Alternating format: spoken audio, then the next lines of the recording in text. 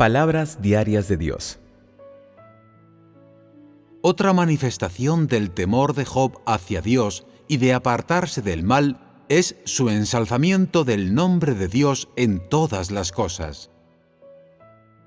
Job había sufrido los estragos de Satanás, pero aún así no renegó del nombre de Jehová Dios.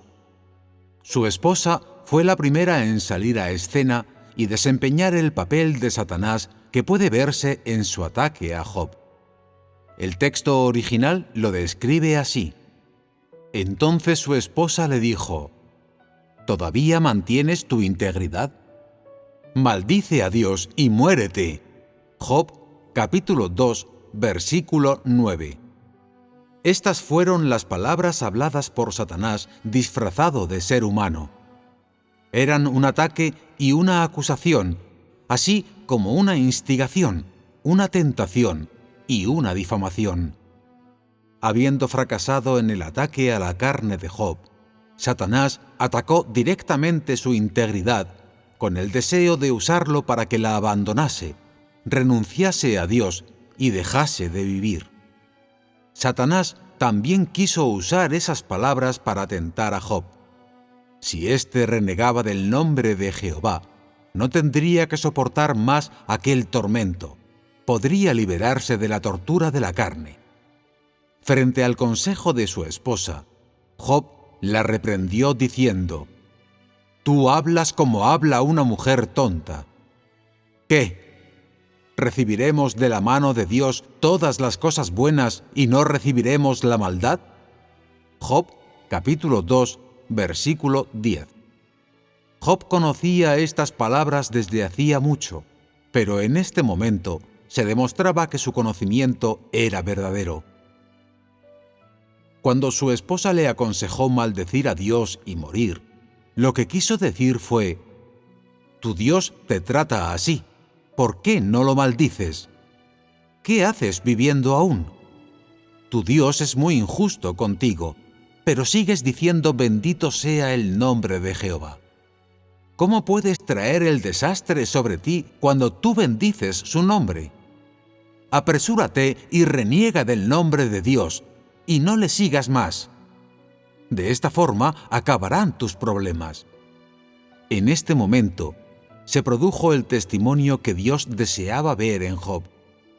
Ninguna persona ordinaria podía dar ese testimonio, ni leemos algo así en ninguna de las historias de la Biblia. Pero Dios lo había visto mucho antes de que Job pronunciara estas palabras. Dios deseaba simplemente usar esta oportunidad para permitirle a Job que les demostrara a todos que él estaba en lo cierto. Ante el consejo de su esposa, Job no solo no abandonó su integridad ni renunció a Dios, sino que también le dijo a su mujer: ¿recibiremos de la mano de Dios todas las cosas buenas y no recibiremos la maldad?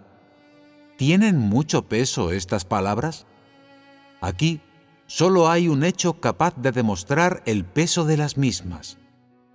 Es su aprobación en el corazón de Dios, que Él las deseara, que eran lo que Él quería oír, y el desenlace que Él anhelaba ver. Estas palabras son también la esencia del testimonio de Job. En esto se demostraban su perfección, su rectitud, su temor de Dios, y que se apartaba del mal. Lo valioso de Job residía en que siguió pronunciando esas palabras aun siendo tentado, y cuando todo su cuerpo estuvo cubierto de llagas, cuando soportó el mayor tormento, y cuando su esposa y familiares le aconsejaron.